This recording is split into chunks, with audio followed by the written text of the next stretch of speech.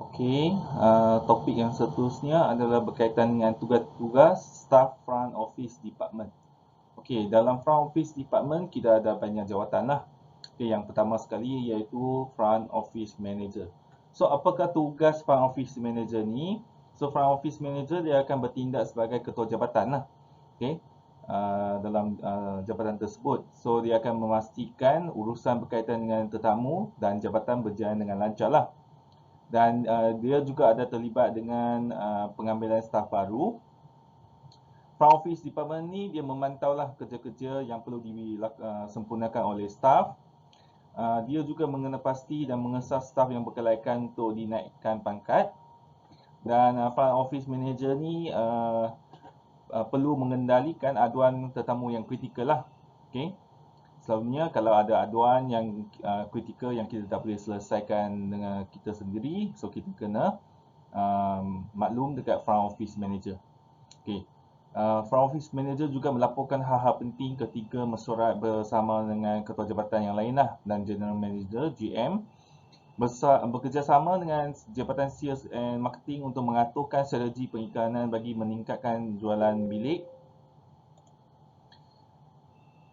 Membantu room division manager untuk mengumpul data dan status bilik, melatih kaki tangan untuk mengikut garis panduan dan polisi jabatan, dan mengorganisasikan pekerja dan peralatan inventory bilik dan belanjawan untuk mencapai maklumat jabatan lah. Okey. Okey, seterusnya kita ada assistant front office manager. Apakah tugas assistant front office manager? So dia akan bertindak sebagai pemangku lah. Okey, ketika ketiadaan front office manager. Dan dia akan bertindak sebagai pembantu untuk front office manager dalam segala hal yang berkaitan dengan tetamu dan staf lah. Okay. Assistant ni juga dia akan mengendalikan aduan tetamu. Dia perlu menjadikan hubungan yang baik dengan staf-staf dia daripada jabatan yang lain. Assistant front office manager ni menyediakan laporan yang penting lah untuk dilaporkan ketika mesyuarat bersama dengan ketua-ketua jabatan yang lain lah, dengan GM. Membantu staf untuk mengendalikan tugas dan memastikan perkhidmatan yang terbaik telah diberi kepada tetamu lah. Okey. Okey, seterusnya adalah duty manager.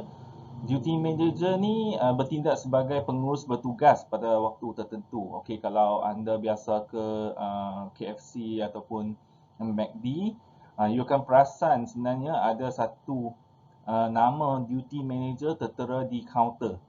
So maksud di sini kalau front office manager ataupun assistant front office manager tiada, so maka duty manager yang akan menguruskan lah. Okay. So tugas yang seterusnya untuk duty manager adalah juga untuk mengenali aduan tetamu, menyediakan jadual setiap minggu untuk waktu bertugas setiap staf, menyediakan laporan penting berkaitan dengan tetamu dan staf untuk dilaporkan kepada front office manager dan assistant front office manager. Okay, menyemak inventory dan melengkapkan stok untuk jabatan, menjalinkan hubungan baik dengan staf-staf yang lain daripada jabatan yang lain, memastikan staf mencukupi untuk setiap shift lah, yang tu yang paling penting. Okay, membantu staf untuk mengendalikan tugas, memastikan perkhidmatan yang terbaik telah diberi kepada tetamu. Okey, seterusnya adalah front office supervisor. So di sini tertera senarai tugas yang perlu dilakukan oleh front office supervisor lah. Okay, menyedia kerja-kerja staf sewaktu shift, menerima arahan daripada orang atasan dan memberi arahan kepada staf lah.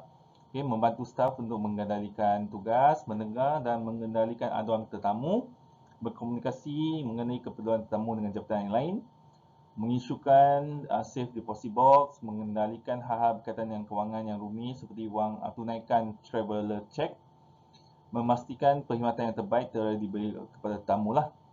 Okay. Seterusnya kita ada front office assistant lah. Okay, front office assistant ni yang selalu kita jumpa di kaunter. Okay. Apakah tugas front office assistant? Front office assistant ni membuat daftar masuk dan daftar keluar, mengendalikan urusan pembayaran bil, mendengar dan mengendalikan aduan tetamu, berkomunikasi mengenai keperluan tetamu dengan jabatan yang lain, memilih dan menempatkan bilik tetamu. Okey, apa yang masuk di sini? Okey, maksudnya kita memberi cadangan. Okey, kita boleh cadangkan bilik yang sesuai kepada tetamu. Mengikut keperluan lah. Okey, seterusnya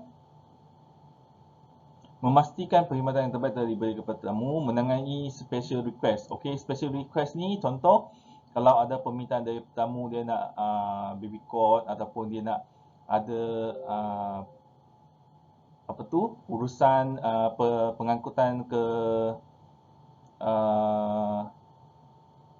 airport. So kita kena buatlah memberi informasi kepada tetamu, membuat penempahan bilik dan memberikan kunci bilik yang betul kepada tetamu, mengemaskini akaun tetamu. Okay, seterusnya kita ada reservation manager. Okay, reservation manager ni untuk menyelia segala urusan operasi penempahan lah. Okay, menyediakan maklumat dan perkhidmatan yang diperlukan oleh tetamu melalui PMS lah, Property Management System, memastikan etika penggunaan telefon dipatuhi lah dalam memberi maklumat yang tepat. Okay, selepas tu kita ada assistant reservation manager, so you boleh baca. Okay, seterusnya kita ada reservation supervisor lah. Okay, yang supervisor ni selalunya dia akan bantulah reservation manager. Okay, bagi memastikan setiap permintaan tetamu dipenuhi mengikut kemudahan yang telah disediakan oleh pihak hotel, dia akan berkomunikasi secara terus dengan housekeeping department dan servis staff berkenaan dengan permintaan pelanggan. Bekerjasama dengan sales dan marketing lah dalam rangka promosi, akan melihat kontrak dan memastikan kontrak yang perlu masih boleh digunakan.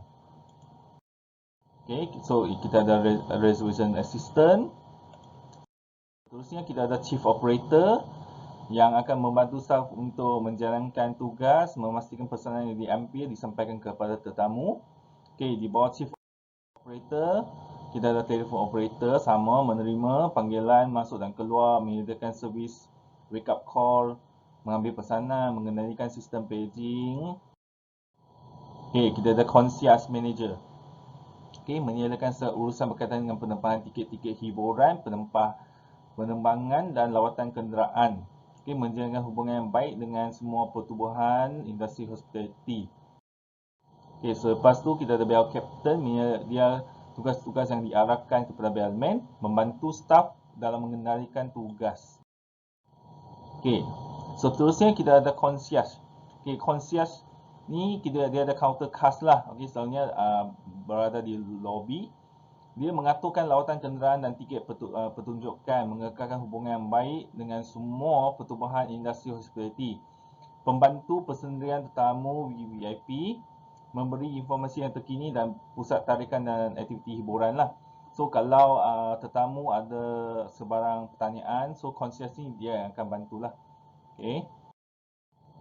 Okay, seterusnya bellman. Bellman ni dia akan membantu tetamu semasa check-in, semasa check-out, menunjukkan arah kepada tetamu, memberikan informasi kepada tetamu mengenai hotel, membantu mengerjakan tetamu, membawa barangan tetamu ke bilik, membiasakan tetamu dengan keadaan sekeliling, menghantar keperluan tetamu, dan seterusnya menyampaikan maklumat mengenai tempat yang menarik lah kepada tetamu. Okay, so kita ada domain, mengalu-alukan kedatangan tetamu dan membawa barang tetamu ke lobi. Okay. Kita ada juga business center. Okay, business center ni dia menyediakan perkhidmatan seperti kemudahan facility, fotokopi, menyediakan kemudahan bilik seperti perbincangan untuk kumpulan lah. Okay.